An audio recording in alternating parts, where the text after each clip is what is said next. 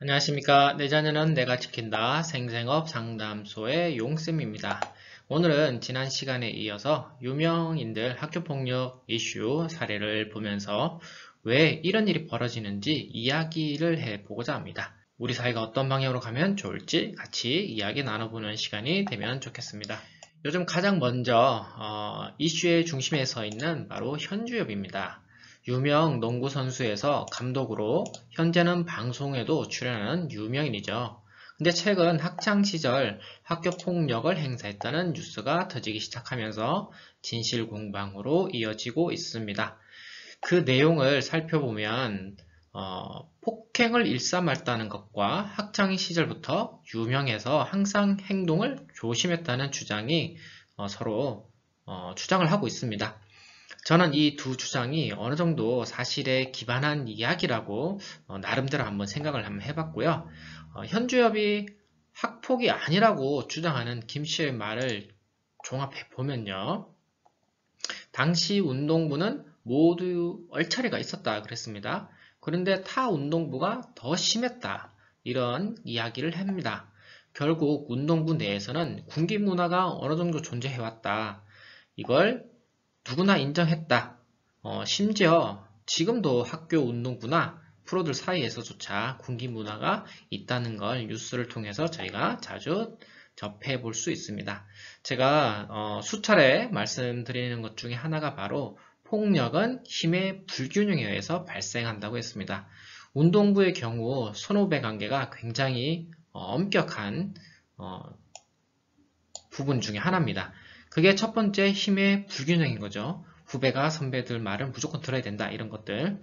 또 그 한참 성장하는 청소년 시기에 그 1년이라는 그 시간은 이 신체의 발육 정도가 굉장히 차이가 날 수 있다는 이건 어떤 시간적인 바꿀 수 없는 조건이 되는 거죠. 이렇게 신체 조건 학년이 높다 그리고 신체 조건이 뛰어나다라는 힘의 불균형 이런 불균형이 있는 상태에서 때린 사람, 즉 가해자죠. 가해자는 주로 하는 이야기가 장난이었다. 또는 그 당시 운동부의 문화 전통이었다. 우리는 선배들로부터 더 많이 맞았다. 너희들은 진짜 좋은 세상에 사는 거다. 이런 논리로 이야기를 정말 많이 합니다. 근데 피해자의 입장으로 이렇게 딱 가서 보면요.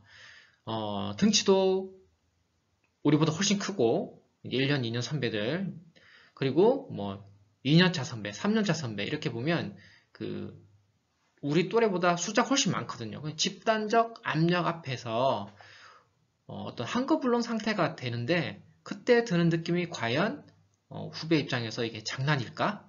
아니면 이게 시간 지나면 잊혀지는 추억이라고 할 수 있을까요? 저는 그렇지 않다고 생각합니다. 결국 당하는 입장에서는 장난이 아니라 야 이거 나 정말 이러다 죽는 거 아니야? 진짜 너무 고통스럽다 이런 걸 느끼게 되는 거죠. 개구리가 뱀을 만나서 눈이 마주치면요 도망을 못 가요. 왜요?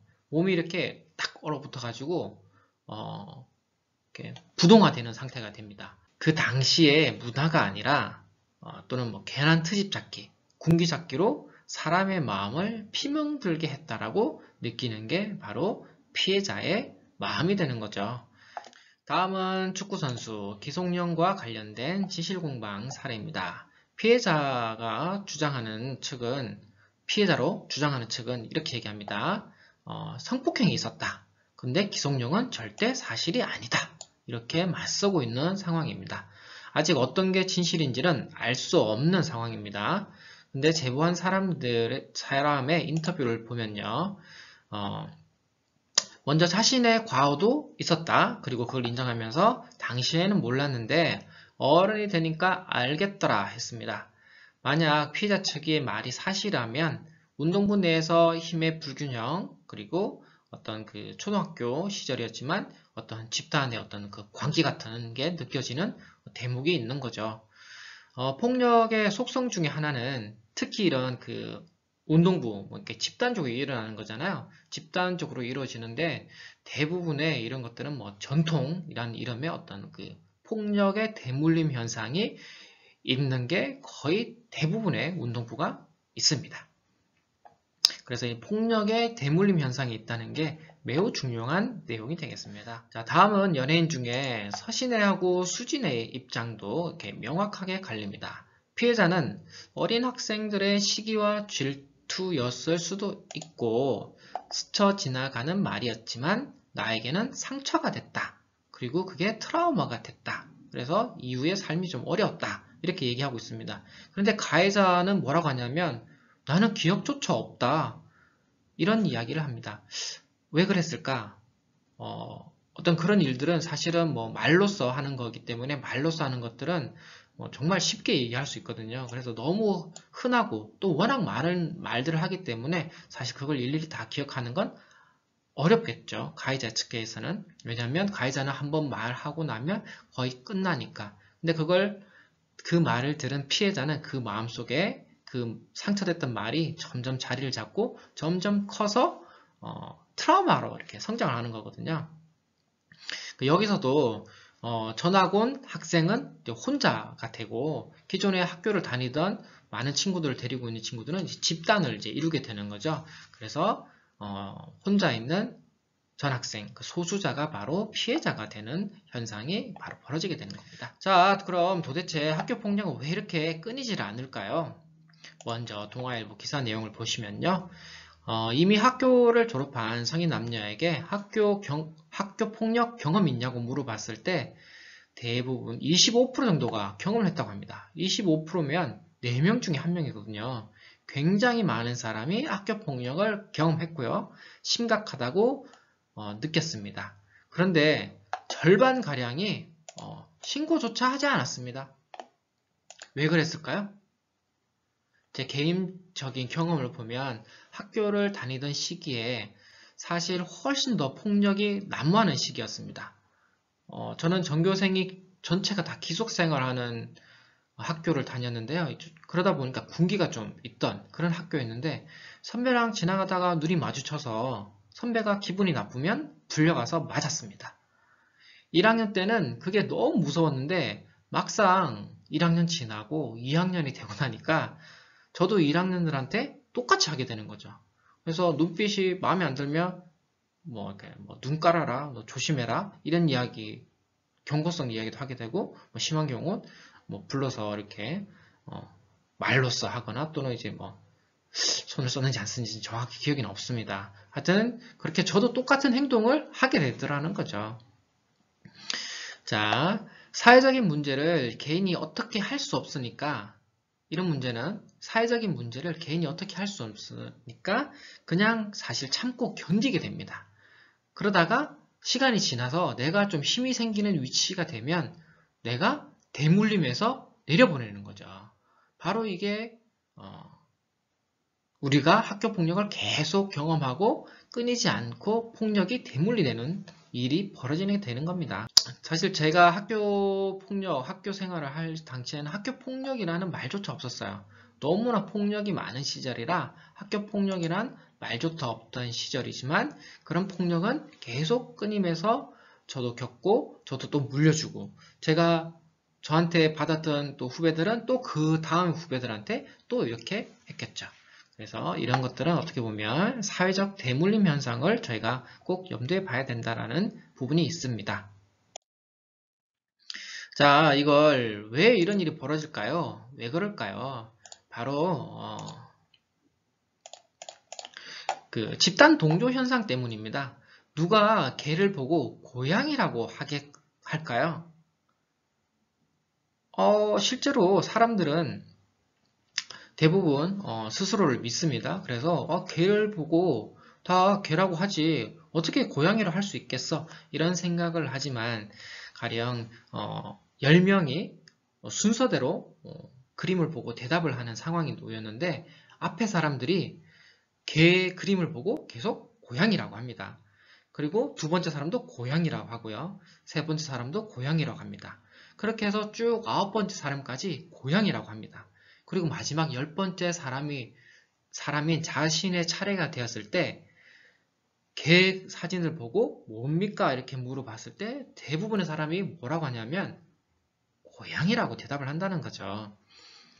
정말 어이없게도 사람은 집단의 어떤 그 압력에 대해서 굉장히 민감하게 반응을 하게 되어 있습니다.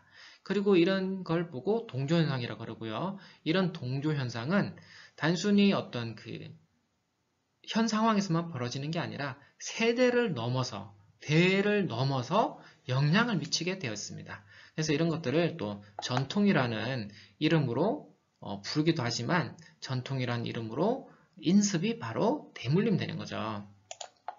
자, 집단 동조 현상이 더 궁금하신 분들은 넛지라는 책을 한번 참고해 보시면 좋겠습니다. 자, 그럼 우리 이렇게 대물림되는 학교폭력을 과연 어떻게 해야 될까?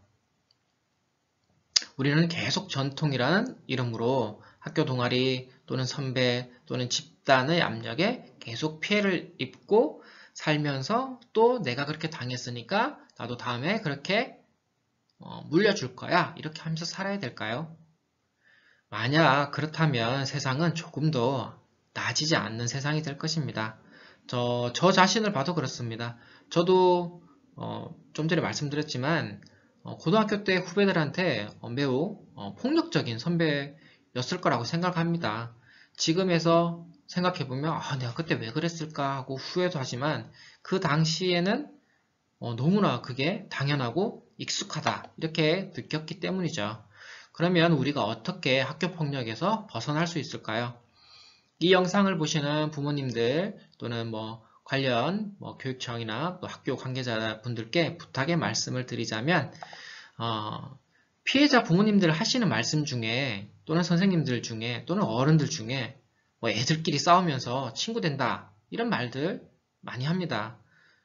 진짜 옛날 말이죠.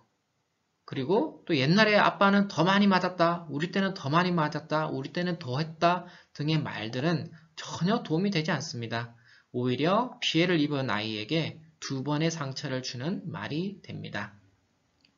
가해자 부모님들은 또 이렇게 얘기하십니다. 아이들끼리 그럴 수 있지. 아직 미숙한 학생의 단순한 실수입니다. 라고 하시는 분들도 정말 많습니다.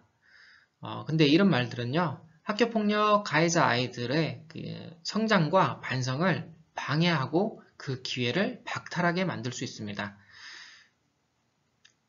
그렇다고 그럼 가해자 아이들한테 처벌만 무겁게 하면 되냐? 그렇지도 않습니다. 처벌을 크게 받은 친구들은요. 내가 이제 처벌을 크게 받았으니까 이걸로 끝이야. 나는 처벌 받았으니까 다른 건 없어. 이걸로 다 끝낼 거야. 이런 마음이 생기게 되고요. 그리고 약한 일인데 좀 작은 일인데 처벌을 크게 받게 되면 야 이런 일로 이렇게까지 처벌을 받아야 돼? 라며 오히려 억울해하는 친구들도 정말 많이 생기게 됩니다. 그래서 가장 중요한 건 가해자, 피해자 아이들의 그 상호 관계를 회복시켜 주는 게 굉장히 중요합니다. 아이들의 관계가 정상적으로 서로 친했던 관계면 서로 친하게 또는 사이가 나빴던 관계면 사이가 좋은 관계로 그 관계가 정상적으로 회복되지 않으면 10년, 20년 지나서 이번 영상에서처럼 저렇게 초등학교 또는 고등학교 시절의 문제가 폭로로 이어지게 됩니다. 아이들은 싸우면서 큰다라는 말이 우리가 이 말이 진실이 되려면 가해자, 피해자 모두를 학교와 부모님들이 다 안아주면서 서로의 관계를 회복하는데 초점을 두어야 됩니다. 그리고 그 전제 조건이 뭐냐면 가해자의 진심 어린 반성이 꼭 먼저 선결이 되어야 됩니다. 어떤 이유에서든지 먼저 피해를 줬다면 그 피해를 준 학생에게 내가 좀 실수했다 또는 내가 좀 감정이 격해서 너를 아프게 했구나 이런 말들의 진정성을 있게 전달해야 되는 거죠. 학교폭력 없는 세상이 행복한 학교가 됩니다. 그리고 그 행복한 학교가 행복한 가정생활로도 이어질 수 있습니다. 학교폭력 피해로 고통받는 한 사람의 친구도 없기를 바라보면서 이번 영상 마치겠습니다. 감사합니다.